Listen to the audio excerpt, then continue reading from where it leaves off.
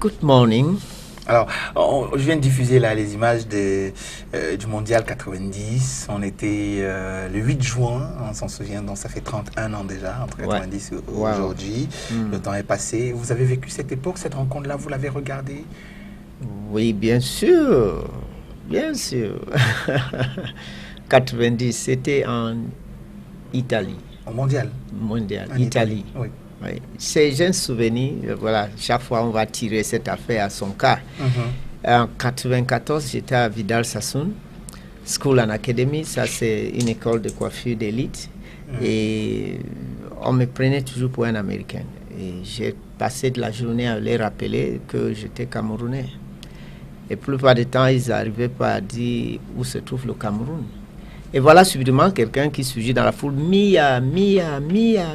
Donc il disait Mila Roger.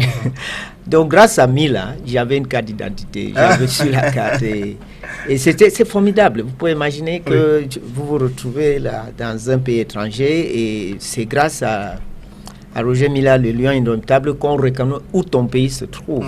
Et c'est comme ça, ça les avait marqués, ces Anglais, le monde entier d'ailleurs.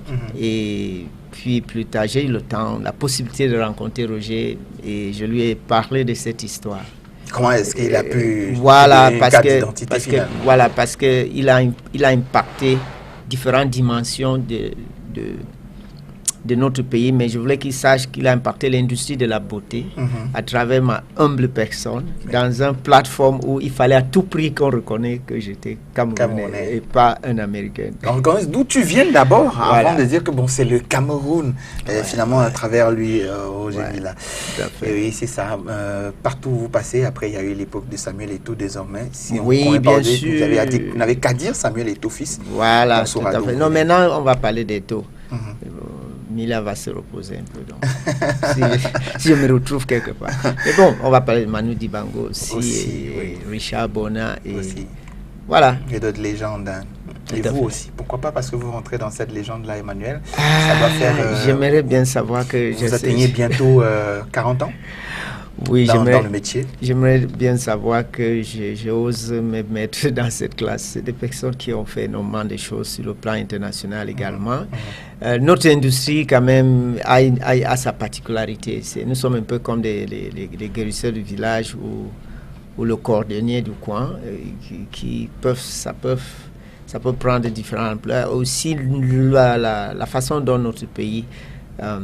la sous-région africaine, l'Afrique subsaharienne véhicule l'industrie de la beauté souffre énormément. Il y avait une grande rencontre lifestyle and well-being en Côte d'Ivoire la semaine passée. Et lorsqu'on est là-bas, c'est l'industrie de la mode qui dominait. Le côté beauté, bien-être était peut-être 20 ou 30%. Pourtant, il n'envie personne. Je voulais dire que de temps en temps, je prends le temps de rappeler qu'à un moment donné, L'Oréal était la première richesse française, devant Picheny, Airbus, Peugeot, EDF, Bolloré, toutes ces grandes... Qui est une industrie de beauté pourtant. Voilà, c'était la coiffure esthétique. Je voulais rappeler que John Paul Dejora, c'est le conseiller économique de Donald Trump, c'est la maison...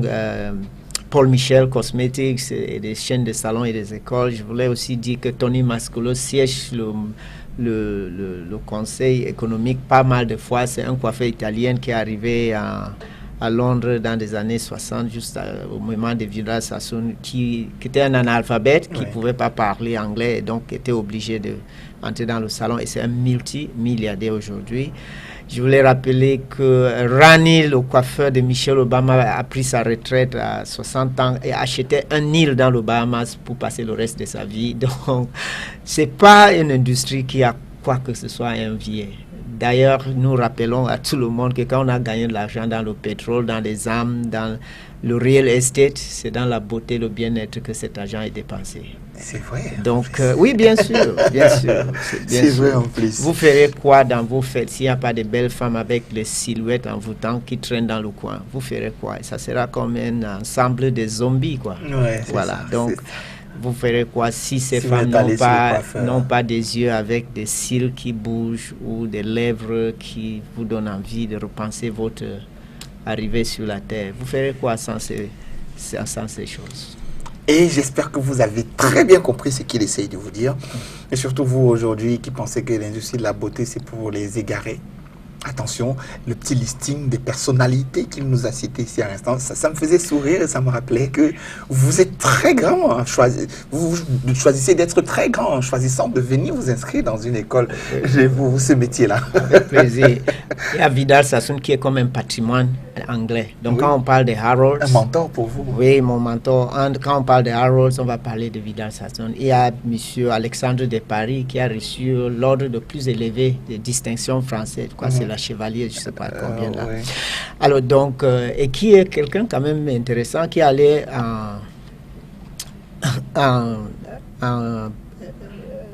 ça c'est aller déterrer le bras droit de son maître pour venir exposer dans la vitrine de son salon, parce qu'il estime que cette maître, il a fallu qu'il fasse des négociations avec le gouvernement polonais. Son maître était un Polonais, il l'enterrait chez lui. Il allait acheter son bras droit dont le squelette était exposé sur son vitrine. Je voulais parler de personnes qui font bouger les réflexions du monde dans mon industrie. Il a payé énormément, négocié pour avoir le bras droit de son maître exposé sur la vitrine de son salon. C'est mythique. C'est mythique. Alexandre de Paris. J'adore mon monde des créatures qui existent là-dedans. C'est parce qu'en fait, c'est un autre sujet qui nous amène aujourd'hui. Je vous aurais demandé de continuer dans ce freestyle parce que ça nous aurait permis de voyager. On va voir ça jeudi. On va ça jeudi. Il y a des gens qui viennent pour regarder comment c'est noué. Ça jeudi. Voilà. Ça peut inspirer les jeunes qui sont là. Oui, un travail beaucoup plus au sérieux. Il y a énormément. Il y a des gens qui ont donné une dimension à cette chose-là. Énormément. Qui l'ont vu, qui ont une vision énormément. Il y a pas mal des histoires dingues dans cette industrie. Mais ce qui me plaît, en fait, ce qui est aussi dingue dans ça, c'est que ça a un lien avec le bien-être. Énorme. C'est le centre. Voilà. Et justement, c'est du bien-être de l'homme en matière d'émotion dont on parle aujourd'hui parce qu'on sait, Emmanuel, vous l'avez dit, les statistiques le prouvent, les hommes sont catégorisés plus suicidaires que les femmes, plus accidentogènes que les femmes. Les AVC, voilà, crise cardiaque, hypertension. Tout relève du déséquilibre, du mal-être émotionnel et mental. Mal-être émotionnel tout simplement parce qu'on n'a pas appris à ouvrir, à dire à l'autre, s'il te plaît, j'ai besoin de toi. Ça se sonne aussi facile que ça, moi je vous assure. Par les différentes moyennes, on a dit 1, 2, 3, 4, 5 étapes qu'il faut réfléchir pour trouver un pote. À un moment donné, quand je suis arrivé, je me suis dit qu'on dirait qu'on était envie de draguer une femme. Le mot drague, je n'utilise pas beaucoup, mais donc je dois l'utiliser pour avoir le fait. Mais c'est ces réflexions qu'on a, hein, parce que avoir une femme dans sa vie, c'est un signe par le code homme d'être un homme. Pouvoir gagner l'amour d'une femme est un signe d'être un homme. Et même les parents attendent un jour que son fils ramène une femme. Bien sûr. Voilà. Donc, dans le cas contraire, on dit que mon enfant, c'est comment. Donc, le coach, on me demande, mais maintenant, on est en train d'apprendre, entre guillemets, à draguer un homme. Pas dans le sens que vous pensez, mais vraiment avoir des potes véritables, des partenaires de vie avec lesquels on peut rattraper ce qu'on n'a pas pu dans les bricoles et des efforts approximatifs qu'on a eu à faire dans le passé. Ça peut vous retrouver à 60 ans, à 50 ans, à 70, à 80 ans. Peut-être tu as 2 ans encore à vivre. Ces 2 ans peuvent être la porte ouverte dans une gloire parce que la vie continue, finit pas avec ce que vous appelez la mort. Donc, ces transitions peuvent être miraculeuses. Et si ce n'était pas nécessaire, on ne devait pas être ici en train de parler de ça. Donc, peu importe votre situation. Les gens n'auraient pas pensé ça, ça n'aurait pas fait l'objet. Comment vous appelez ça d'une préoccupation de pas mal des études et des réclamations à tous les niveaux le plus élevés de la gestion de l'homme. Donc, on a vu le cas des parlementaires canadiens, québécois, dernièrement. Donc, aujourd'hui, qu'est-ce qu'on regarde quand on veut un ami? On a dit what, who, when, where, how, c'est-à-dire quoi? Qu'est-ce qu'on cherche? On cherche qui? À quel moment peut-on donner pour cela, où on va le trouver et comment on va faire pour l'avoir? Ce sont ces questions qu'il faut réfléchir avec. Et aujourd'hui, quand on parle de quoi? Qu'est-ce qu'on cherche en amitié? Quels sont mes critères? Quelles sont mes attentes? J'ai un manquement à quel niveau? Peut-être je suis un sportif, je veux un ami qui excelle dans le sport, comme ça mon rêve peut se réaliser. Peut-être j'ai toujours aimé faire la musique et j'ai des mentors ou des musiciens qui me plaisent. Peut-être dans le monde de la musique, je gagnerai pas seulement un ami très proche, mais aussi quelqu'un qui va me permettre à réaliser. La première chose ici, c'est d'identifier vos besoins le plus absolu et d'être sincère. Et surtout, chers amis, ça m'arrive des fois, ça peut vous arriver, n'ayez pas honte de vos besoins. Il n'y a aucun besoin qui est tellement petit ou trop bête pour être déclaré, pour être sollicité. Écoute au profond de vous, et si vous sentez ce besoin, et si ça se répète tout le temps, vas-y. Quitte à ce qu'on vous dise que votre besoin est bête. Oui, mais vous verrez vous n'y croirez pas, ou alors vous, oui, tout à fait. Vous sous-estimez. Vous verrez plus tard que ce n'est pas tout le monde qui sera uniforme, et surtout les gens qui sont les plus proches de vous, vos amis, vos frères, vos membres de famille. Mais la réussite a toujours été la capacité d'écouter cet appel intérieur, même s'il n'est pas célèbre. C'est ça même la grandeur de chaque individu. Et donc, certains de ces besoins peuvent être parce que vous en manquez de quelque chose. Peut-être d'autres, c'est pour vous donner la possibilité d'exprimer une grâce que vous avez. Vous avez envie d'apporter de bonheur aux gens et vous voulez vous nouer à des gens qui font ça de là. Mais des fois, tu peux avoir un besoin, peut-être matériel, peut-être financier, et vous avez besoin d'un conseiller économique ou d'un conseiller financier, ou vous avez besoin... Oui, si même c'est pour l'intérêt du bien, n'oublions pas, c'est un meilleur cadre dans lequel il y a l'amitié sincère et où, en plus, il y a le développement. Et des fois, ça peut se passer dans des contextes où vous pouvez dire que ce contexte me permet de venir. Donc, quand on parle de qu'est-ce qu'on cherche comme ami? On va parler des fois que j'ai peur d'être rejeté. Qu'est-ce qu'il va dire quand je vais exprimer ses besoins qui m'anime au fond? Des fois, ça peut être à l'église que vous avez identifié cette personne. Ça peut être dans la réunion familiale, les anciens élèves de l'école, ça peut être dans le gym, ainsi de suite. Mais n'oublions pas, qui, des fois, n'est pas forcément intellectuel. On parle d'un chimie, et ça se passe aussi entre hommes et femmes. C'est beaucoup plus quand on parle de chemistry, on parle de rapport entre hommes et femmes. Le chemistry peut être j'aime quelque chose sur sa façon de rire. J'aime, chaque fois quand il prend parole, j'aime écouter les mots, sa maîtrise de la grammaire, son geste, son habillement. Il y a quelque chose sur son allure qui m'inspire, qui me fait vouloir être comme lui.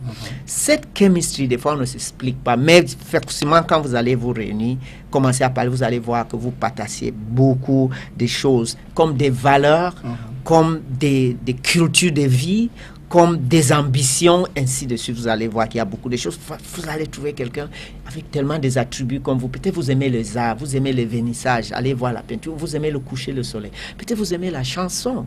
Ces choses ne se voient pas à distance, mais il y a un chemistry, élément qui vous relie déjà, qui communique. N'oublions pas, quelquefois, dans nos émissions, je parlais de cette dimension de nous, à la présence de nous, au lieu qu'on appelle la présence où nous sommes tous égaux, nous sommes tous présents, à partir de laquelle on se connaît déjà, même avant de se retrouver ici, distancés sur la terre. Peut-être à partir de notre présence, on a déjà une connexion. Donc, écoutez ce gut feeling, cet élément qui vient au fond de nous, et n'ayez pas honte de le dire. Quand Ralph Waldo Emerson encore reviennent ici, dit que vraiment avoir une amitié, c'est un investissement. Chers amis, si tu n'as pas le temps, tu n'auras jamais des amis et des vrais amis. Avoir une amitié qui va aller loin, construire, va demander que vous faites des sacrifices. Et l'un des biens les plus chers que nous connaissons ou pas, c'est le temps. Et si vous voyez déjà votre emploi de temps tellement rempli avec des éléments, rendez-vous, appelez rendez-vous, ça pose problème. Et vous allez voir que rapidement, ça affecte ces 20 à 30 ans, parce que c'est à ce moment où on est en train de développer notre carrière. Une femme entre dans notre vie, nous avons des dossiers à courir derrière, le petit-né, sa graduation, baptême, amener l'enfant au sport, prendre l'enfant de l'école. Quand on finit par arriver à la maison, on est déjà prêt à faire quelques éléments pour préparer le lendemain. À cette phase, on perd toute la possibilité, et nos amitiés de l'adolescente, qui sont des vrais potes parce qu'on n'avait rien à prouver là-dedans, on perd le contact, on coupe le contact complètement avec eux. Et qu'est-ce qui se passe? Le moment où on a plus besoin à la retraite, on commence à se sentir seul. On trouve que certains ne sont plus vivants et on ne connaît plus leur adresse. Et on a tellement désespérément envie. Et quand on commence à regarder le besoin de pouvoir nouer avec ces personnes, ça peut être très, très pénible. Donc, sachez que vous serez appelés à donner un peu de temps. Donc, c'est un plan d'action comme un projet de société, un projet de vie que nous sommes en train d'élaborer. Vous allez vous asseoir chez amis, cherchez même un consultant, élaborer un projet de vie sur vous créer des vrais amis. Et n'oublions pas, ça ne demande pas la force. Ça peut demander le temps, oui, la patience. On va voir. Ça peut être pas la chose qui va se nouer tout de suite aux premières rencontres. Ça peut demander qu'on va dire, on revient, parce qu'à un moment donné, chacun doit ajuster son emploi de temps. Même quand vous le sollicitez, lui-même s'intéresse, mais il dit, je risque d'accepter quelque chose que je ne serai pas à la hauteur. Il faut que je vois, est-ce que j'aurai assez de temps? Ce garçon, ce monsieur est très sincère. Je l'aime bien, mais est-ce que j'aurai du temps pour l'accorder avec ma façon de fonctionner? Je ne veux pas le blesser, ainsi de suite. Donc, ça peut être de deux côtés, la patience va payer. Où est-ce qu'on va trouver notre ami? Quels sont des endroits? Les endroits sont forcément des endroits où vous vous trouvez déjà. Ne cherche pas à aller toujours loin. Il n'est pas à New York ou à Johannesburg. Il est peut-être dans le taxi avec vous. Soyez agréable avec les gens que vous prenez le taxi tout le matin. Parce que des fois, c'est au même endroit que vous vous retrouvez. Commencez d'abord à vous dire bonjour quand même. Vous vous revoyez là-bas dans ces carrefours chaque matin, et vous vous retrouvez là-bas, vous prenez le taxi ensemble. Il est déjà temps de commencer à dire que vous déposez déjà ici, vous descendez. Il est déjà temps pour vous de faire un geste, peut-être donner 1000 francs et dire que bon, c'est pour deux places. Pour deux places. Et peut-être un jour, vous allez trouver la personne tellement joyeuse et qu'il va vous partager que ma femme vient d'avoir un bébé et que vous allez dire, ok, on vient voir l'enfant et vous amenez un bouquet de fleurs ou quelques cadeaux. Donc regardez, ne cherche pas très loin. Il n'est pas très loin, pas autant que ça. Ce n'est pas un hasard que nous nous trouvons au Cameroun ici et maintenant. Le fait de chercher sa gloire des milliers de kilomètres veut dire qu'il y a peut-être, on questionne l'univers et tout ce que lui peut apporter comme grâce, des moments le plus inattendus. Mais il est quelque chose. Évitez trop de rencontres dans des lieux brouillards et des lieux où on mange trop, on boit trop. Il n'y a pas des émotions profondes qui s'expriment là-bas. Invitez quelqu'un à faire un voyage par le train d'ici à Garoua peuvent être formidables. Pourquoi? Vous êtes assis à côté longtemps, vous êtes obligé de partager le sommeil, le ronflement et le paysage, et peut-être des véritables choses peuvent commencer. Cherchez à amener quelqu'un, allons jouer le tennis. Quand il est assis, il est posé à l'autre côté du filet, tu es ici en train de lancer le bal. À quel moment vous regardez vrai dans les yeux? Donc, il y a des lieux où ça diminuera la possibilité que vous amorcez un véritable débat. Donc, ici, c'est des rencontres sociales. Cherchez des lieux calmes où vous pouvez vous asseoir au bord du piscine jusqu'à 2 sur un coin, ou même si c'est le pop, pas des pop bruyants avec des musiques violentes et la cigarette partout qui intoxique l'esprit, excuse-moi, mais je voulais dire qu'il y a des milieux toxiques qui diminuent la possibilité de vous d'avoir le courage d'exprimer. N'oublions pas que ce n'est pas évident, et c'est là où on dit comment. Comment veut dire je commence comment? Quelle sera la première phrase? Et est-ce que des fois c'est tellement bête. Dans un groupe de travail où on amène des hommes à nouer des relations, on a essayé de dire à certaines personnes, passez un coup de fil à Christian. Et je quitte le groupe de travail. Je sais qu'il y a une rencontre dans 2 jours. Il faut à tout prix que je ramène un résultat. Je panique déjà, je suis nerveuse comme le petit garçon qui doit demander la fille de classe comment tu t'appelles parce que je m'intéresse à elle. Et donc, je ne sais pas de quelle façon je vais demander. Et elle-même a remarqué que de temps en temps, tu la regardes bizarrement. Donc, elle attend que tu viennes dire ces choses pour qu'elle te dise, ça ne m'intéresse pas. Dis donc, laisse comme ça. Ne me dérange pas. Je suis ici pour mes études. Donc, vous voyez ces choses-là. Maintenant, c'est entre les hommes. Et tu as fait, finalement, je prends mon courage et je dis, hello, Christian, how are you? Mais avec hésitation, on va le sentir. Et je vais dire, j'espère que je ne vous dérange pas. Donc, toujours, on commence par, we have an apologetic approach. On commence toujours par, j'espère que j'appelle au bon moment. Donc, pourquoi? Dis que bonjour, je suis content de t'attendre. Comment tu as passé la nuit? Et ça donne confiance. Écoute, voilà. Donc souvent, comment est très difficile parce qu'on doute comment l'autre va nous recevoir. Comment sera sa réaction? Les premiers appels sont souvent très, très, très, très difficiles et il est important qu'on fasse tout ce qui est nécessaire de l'amorcer. On va accepter de faire quelques bricoles et il est important de savoir que arriver à faire cette premier appel, c'est ce qui veut dire qu'on est un homme. c'était le cas lorsqu'il fallait adresser à une femme. C'était montrer qu'on était un homme. C'est aussi le cas. Le fait que nous sommes en train d'avoir un peu de nervosité pour faire cela montre qu'il y a un besoin réel. Mais nous pouvons dire que, ok, ce n'est pas étant homme, d'aider à un homme que j'ai besoin de son attention. Pourtant, c'est très homme de dire à une femme que je m'intéresse un peu, j'ai besoin de toi et j'ai envie de mener le reste de ma vie avec toi. C'est question homme. Et voyez combien de fois vous avez dit à des femmes, vous avez 30, 40 ans, vous montrez à vous-même. Et une seule fois ou deux fois de dire à un homme, ça vous dépasse. Excuse-moi. Comme quoi, c'est très difficile. Oui. Et donc, justement, on est dans le comment, Emmanuel. On est dans le comment. Mais nous savons que c'est très agréable quand on a ce coup de fil qui nous dit que quelqu'un nous invite à dîner. Qu'est-ce que tu fais avec ton samedi? Est-ce que tu as une minute? C'est très agréable. Si vous vous rappelez quand ça vous est arrivé, sachez que ça sera quelque chose qui vaut la peine de le faire. L'autre personne, vous serez surpris, serez très très content. Et des fois, si vous êtes le pote de votre femme, partagez votre souci avec elle. Ce sont des personnes qui peuvent vous dire vraiment comment. N'oublions pas, ils nous ont attendus, ils nous ont vu venir pour initier ces choses. Finalement, nous ouvrir la porte. Ils peuvent nous être de très grandes coachs. Et sachez que les femmes, nos femmes, sont très engagées sur tout ce qu'ils peuvent nous apporter beaucoup de bien.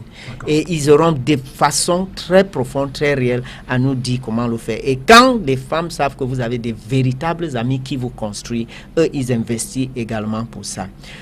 Il faut être proactif. C'est ce que pour mener le premier pas, il faut savoir que ce challenge, lorsque tu le surmontes, est un test pour votre manhood, votre qualité homme. Voilà. Et voilà, c'est dit. Alors, on a répondu à quelques questions ce matin. Quoi? Qui et comment et accéder et où aussi était très important aujourd'hui. On va poursuivre cela lundi. Lundi, on va regarder quelques techniques. On va regarder la communication. Les skills. Some skills. Comme il les a appelés. Merci Emmanuel. Thank you. Retrouvez cet entretien sur STV Cameroun, la page YouTube en cours de journée et contactez Emmanuel sur sa page Facebook. Emmanuel Tchangon Emmanuel. Allez, bonne journée. Thank you very much. Bonne journée mesdames et messieurs. À demain 7h. Salut.